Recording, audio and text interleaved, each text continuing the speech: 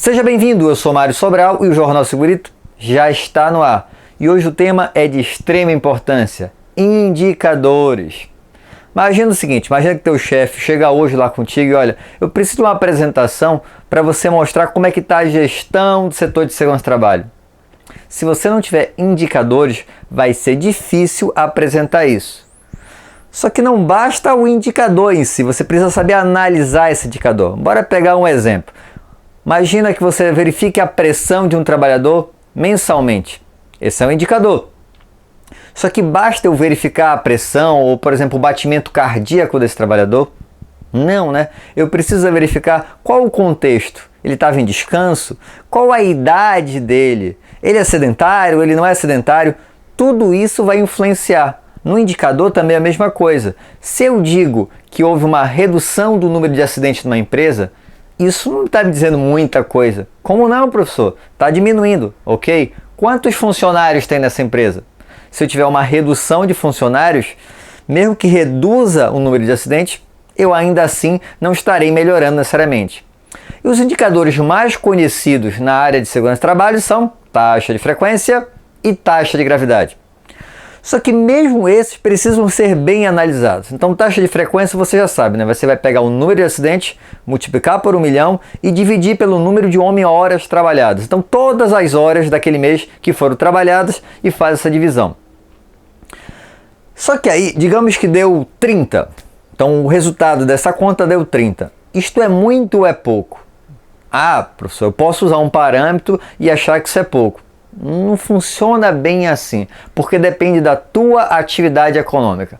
Imagina, se você trabalha numa empresa, um escritório de advocacia, provavelmente a taxa de frequência de um escritório de advocacia é bem baixa. Digamos que deu 10. Então você fica achando que 10 é um parâmetro bacana. Só que aí você agora está numa empresa, uma construtora. E nessa construtora a tua taxa de frequência é 40. Na hora que você compara, pô, estamos muito ruim. Não, eu não posso comparar a minha taxa de frequência da minha construtora com o escritório de advocacia. Os riscos são totalmente diferentes. Então eu preciso comparar com empresas da mesma atividade econômica e mais ou menos do mesmo porte. Tá? Então, mas serve como parâmetro. Mas além disso, só a taxa de frequência também não está me dizendo tanto assim. Digamos que eu tenho uma empresa que tiveram 2 acidentes.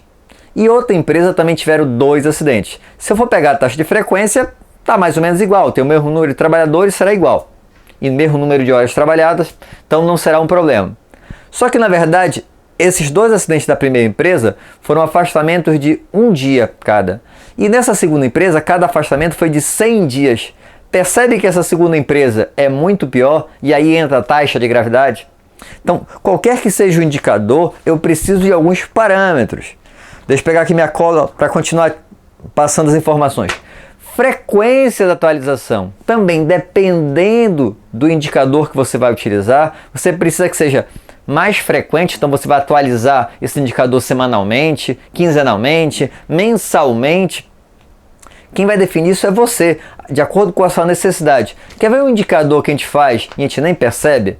Na hora que a gente faz a avaliação ambiental da empresa uma vez por ano, não deixa de ser um indicador. Só que você tem dúvida que se eu fizesse essa avaliação mês a mês ia dar uma variação? Não, né?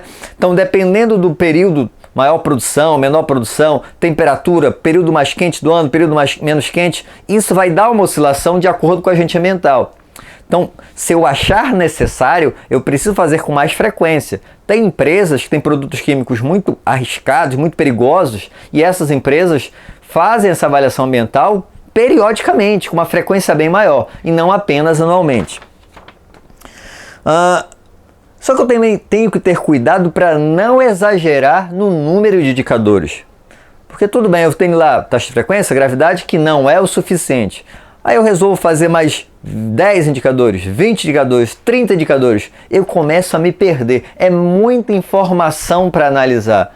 Não existe um número ideal. Vai depender da tua empresa, do porte da empresa, dos riscos que tem ela. Mas tem que tomar cuidado para não ficar com muito indicador para ficar acompanhando.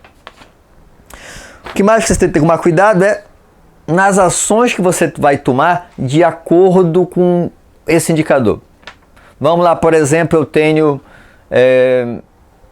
horas de treinamento. Horas de treinamento, quantas horas de treinamento seria o ideal? Não sei, né? Então digamos que sejam 2 horas por mês por trabalhador. Se por acaso você estabelecer essa meta de 2 horas, tá bacana, né? Se por acaso você começou a ficar 1 hora por mês, meia hora por mês, 20 minutos por mês, você tem que tomar logo alguma iniciativa, tomar alguma ação. Então você tem que ter um indicador e tem que ter uma meta em relação a esse indicador. Se você está superando essa meta várias vezes, aumenta a meta. Se você está caindo, você não vai baixar a meta, você vai ver qual o problema que está fazendo que você não chegue nessa meta. Então esse acompanhamento tem que ocorrer. E existem indicadores reativos e proativos. Quando a gente fala de taxa de frequência, taxa de gravidade, são indicadores reativos. Por quê? Porque o acidente já aconteceu. E se já aconteceu, você só está mostrando a reação, um resultado daquele problema. Eu preciso também de indicadores proativos. Nós trabalhamos com prevenção. O exemplo que eu dei, horas de treinamento, é um tipo de indicador proativo. Porque, teoricamente, quanto mais horas de treinamento se dá para o trabalhador, menos acidentes ocorrerão. Pode não ser uma relação direta, mas isso é o que espera. Outra coisa também que pode ser um indicador proativo, número de inspeções mensais. Quanto mais inspeções de segurança nós fazemos, teoricamente, menos problemas de segurança teremos. O outro item, existem indicadores de processo e indicadores de resultado, que são coisas diferentes também. Então, bora lá. Indicador de processo. Reuniões realizadas. Então, eu tenho lá, por exemplo, vou implantar a ergonomia na empresa. Eu vou implantar um comitê de ergonomia. Para eu mostrar que o processo da implantação do comitê está acontecendo, eu estou estabelecido 2 reuniões mensais. Elas estão acontecendo? Estão. Então, é um indicador de processo. O processo está andando. Isso não significa que vai resolver a ergonomia da empresa. Outro exemplo, hora extra. Eu estou seguindo o que estabelece a legislação em relação à hora extra. Também é um indicador de processo.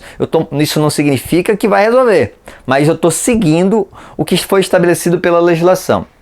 Indicador de resultado. O número de atestados relacionados a doenças osteomusculares caiu. Isso é um resultado. E também o tempo de afastamento desses atestados diminuiu também. Percebe que isso é resultado. Então eu tenho que ter alguns indicadores de processo para mostrar que o que eu estou implantando está funcionando, e eu tenho que ter indicadores de resultado para mostrar que aquilo deu certo. E você sabe que todo vídeo eu indico o livro, e hoje eu vou indicar um livro muito bom, Diretrizes para a Segurança de Processo Baseado em Risco, da editora Interciência, da Petrobras e da CCPS. Então tem um trecho aqui bem bacana, medições e indicadores. Olha lá. Em 23 de setembro de 99, a sonda orbital climática de Marte perdeu-se na tentativa de entrar em órbita. Durante sua jornada de 9 meses, foram necessárias manobras de propulsão 10 vezes mais do que era esperado pela equipe de navegação. Após a perda da nave espacial, os investigadores descobriram que os erros de trajetória foram introduzidos por um módulo de software que foi codificado nas unidades de medidas erradas. Se os desvios inesperados na trajetória fossem investigados durante o voo, a perda da sonda poderia ter sido evitada. Como trajetória de voo, indicadores de sistema de gerenciamento fornecem dados sobre o desempenho real do sistema versus desempenho pretendido. Se as causas subjacentes dos desvios não são investigadas, compreendidas e corrigidas, a trajetória do sistema de gerenciamento pode parecer normal por meses ou anos, até que uma manobra crítica, como uma inicialização da unidade ou retirada de um funcionário-chave, resulta em uma falha catastrófica do sistema. O que ele quer dizer aqui? Você estabeleceu um indicador de longo prazo, 1 ano. Em 1 ano você quer reduzir o número de acidentes em 20%. Você não pode esperar 1 ano para começar a corrigir. Esse acompanhamento tem que ser o tempo todo durante o processo. Tem gente que espera acabar para ir corrigir. Não. Se você está vendo que não vai conseguir, volta, já muda tudo, para talvez até trocar o indicador e mudar as ações. Espero que tenham gostado. Se gostaram, já sabe, né? Curte, compartilha e Se tem alguma dúvida, manda um e-mail para mim para sobralj@hotmail.com ou coloca aí nos comentários. E também, toda semana eu faço um vídeo para você. Então faz um favor para mim, se inscreve aí, porque agora, se você se inscrevendo, toda semana você recebe sem precisar lembrar de olhar lá. Vão lhe avisar. Então um abraço e até a semana que vem.